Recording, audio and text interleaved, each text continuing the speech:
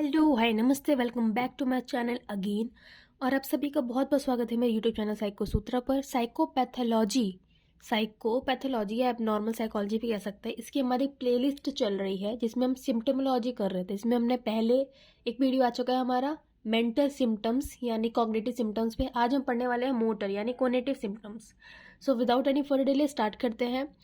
For notes comment section में पिंड है, ठीक है, टेलीग्राम ग्रुप के लिंक, आप उसमें जाके आराम से नोट एक्सेस कर सकते हैं।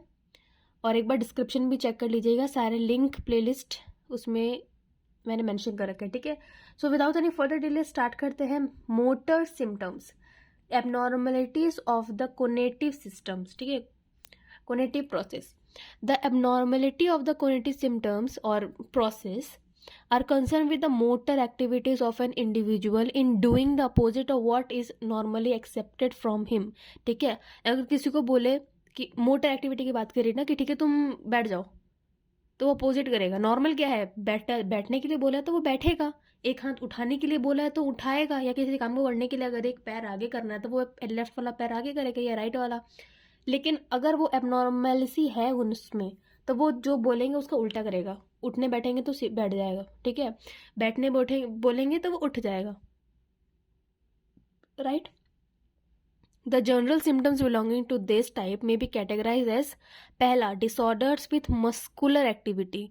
मस्कुलर एक्टिविटी में मतलब जैसे फॉर एग्जांपल इसमें आप कंडीशन ले सकते हो पैरालिसिस। पैरालिसिस में क्या होता है, आप बिल्कुल complete loss of motor activity हो जाता है, ठीक है, आपके मसल्स काम नहीं करते, लॉस ऑफ मसल फंक्शनिंग, ठीक है।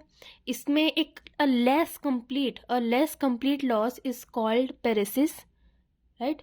इनएडुकेट और माल एडजस्टेड, ठीक है, माल एडजस्टेड मस्कुलर एक्टिविटी में also indicate the abnormalities of the mental illness.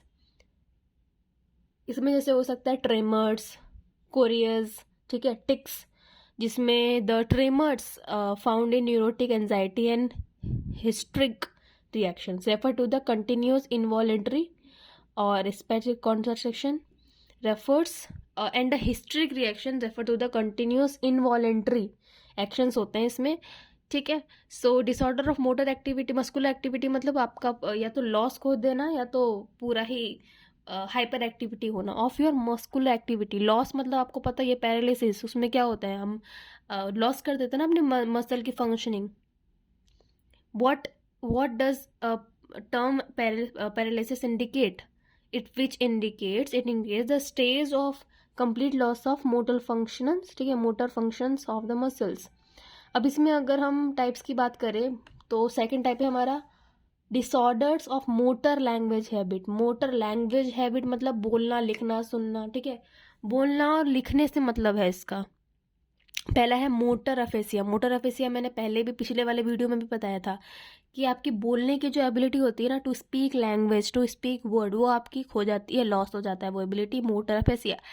एग्रेफेबिया writing का था, ठीक है। एमिनीजिया मतलब एमिमिया मतलब होता है loss of ability to express thoughts in your gestures. जैसे हम कहते हैं ना कि इधर आओ, तो हम हैंड का ऐसे एक्शन करते हैं कि आओ, ठीक है, आओ। लेकिन इसमें क्या होगा, वो एबिलिटी लॉस कर देगा, वो अपने हैंड जेस्चर्स या अपने हाव भाव से बता नहीं पाएगा कि वो जो बोल रहा है वो एक्सप्रेस नहीं कर पाएगा, ठीक है। राइटिंग पेकुलरिटीज मतलब डिफिकल्टीज या एबनॉर्मलिटीज राइटिंग। स्पीच डिस्टर्बेंस, हकलाना, नहीं बोलना, जल्दी जल्दी बोलना, रिफ्यूजल या बोलना ही नहीं, ठीक है, हॉल्टिंग स्पीच और refusal to talk. Use of objectional, ठीक है, ऑब्सीन लैंग्वेज का ज़्यादा यूज़ करना, जो कि डिस्प्ले ऑफ अनकस्टम वल्गैरिटी और profane obscene language. Third type है इसका disorders of voluntary acts and motor. इसमें दो होते हैं, या तो आपकी साइकोमोटर एक्टिविटी ज़्यादा बढ़ जाएगी, आप जल्दी जल्दी हंसोगे, जल्दी जल्दी भागोगे, जल्दी जल्दी खाओगे, ठीक है, बहुत ज़ोर से हंसोगे, विस्पर भी करोगे जल्दी जल्दी।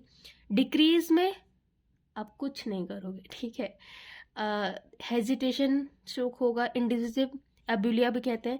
रिजिडिटी, ठीक है, रिजिडिटी जैसे कैटेलेप्सी एंड इनएबिलिटी टू वॉक और स्टैंड विदाउट सपोर्ट। आप बिना सपोर्ट के उठ नहीं पाओगे, आपकी जो मोशन होता है ना वो आपका स्लो डाउन हो जाएगा, ठीक है। एबुलिया वैसे टर्म है, मैं आपको समझा ही देती हूँ। The term abulia closely related related to the emotional symptoms of depression, lack of or weakness of will. ठीक है, अब नेक्स्ट थर्ड टाइप है हमारा कांस्टेंट रिपीटेशन. ठीक है, constant repetition of the same act, जिसको हम ऑटोमेटिज्म, ठीक है, ऑटोमेटिज्म भी कहते हैं. ऑटोमेटिज्म का मतलब कि आप अनकॉन्शियस हो, आपको पता नहीं है कि आप कितनी बार अपने फेस को बात करते करते छूते हो, कितने बार अपने कान को रब करते हो, कितने बार आप अपने हाथ को ऐसे हिलाते हो, या कितने बार आप शेक करते हो. ठीक है, आप कितने बार आप आई लिड्स को ऊपर ऊपर ऊपर ऊपर नीचे आई को करते हो, आई मूवमेंट को. ठीक है, आप अनकॉन्शियस हो कि आप एक ही बिहेवियर, ठीक है, को कैरी आउट कर रहे हो बार बार. ठीक है, in this category of symptoms भी आपने देखा भी होगा, आप आसपास वाले, जब भी मैं पढ़ाती हूँ, आप प्लीज़ अपने आसपास वाले फ्रेंड, रिलेटिव्स, फैमिली या अपने दोस्तों में आप रिलेट करने की कोशिश किया कीजिए, खुद से एग्जाम्पल ढूंढने की कोशिश कीजिए. ठीक है, in this category of symptoms we have automatism, which is a mechanical repetitious motor behavior carried out unconsciously.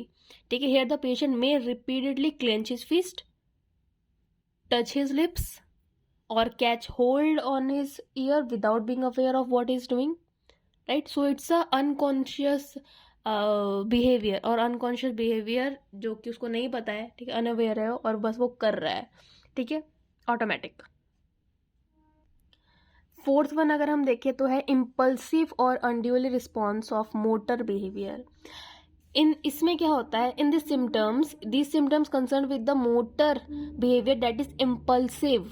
ठीक है, जल्दी, aggressive, external, unduly responsive to the external suggestions as shown as the echopraxia. Echopraxia क्या होता है कि एक repeated आपका movement हो रहा है, ऑफ वर्ड हो सकता है. ठीक है, जब आप कंप्लीटली रिफ्यूजल कर रहे हो, फॉर एग्जाम्पल अगर आपको कुछ कहा है तो आप उसका अपोजिट करोगे. जैसे अगर आपको कहा है he may stand up when he requested to sit down. ठीक है, एक इम्पल्सिव, एक अपोजिट रिएक्शन हो रहा है आपका. अगर आपको किसी ने कहा है, एक इंसान अगर जो इससे पीड़ित है वो क्या करेगा, अगर आप उसको बोलेगा खाओ तो वो नहीं खाएगा, आप बोलेंगे मत खाओ तो खाएगा, उठो तो बैठ जाएगा, बैठो तो उठ जाएगा. फिफ्थ है कंपल्सिव मोटर बिहेवियर. देखो, कंपल्सिव का मतलब है ऑब्सेशन, सीधे सीधे मतलब है. ठीक है, ऑब्सेशन का मतलब क्या होता है, compulsions are to obsessions as acts are to thoughts, as acts and thoughts should proceed side by side. Therefore, compulsions and obsessions are usually present in the same patient. जो आपके थॉट्स में जो obsession होता है ना, बार बार रिपीटेडनेस, for example कि बार बार किसी चीज़ को चेक करना, बार बार अपने हाथ धोना, बेसिकली इसमें हम कह सकते हैं कि ऑब्सेसिव कंपल्सिव डिसऑर्डर इसमें आता है, लाई करता है. ठीक है, इसमें जो जिस पे आपके थॉट पे कोई कंट्रोल नहीं होता और आपके जो मोटर बिहेवियर होता है उस पर भी कोई कंट्रोल नहीं होता. भले आपको पता है कि ये इरेशनल है, लेकिन फिर भी you have no control on that. So that is all about this lecture. Next में हम पढ़ेंगे इफेक्टिव प्रोसेस ऑफ एबनॉर्मेलिटीज और इमोशनल सिम्टम्स. आई होप कि आपको ये वाला लेक्चर समझ में आया हो, पसंद आया हो.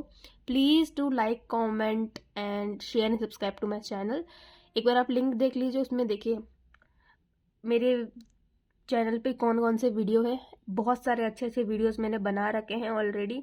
सो प्लीज़ जाइए, चेक कीजिए, कमेंट कीजिए, लाइक कीजिए. It would be very appreciable. और प्लीज़, हाँ, आप ही से कह रही हूँ, प्लीज़ लाइक कीजिए और कमेंट कीजिए. ठीक है, so all the best for your future. Thanks for watching. Bye.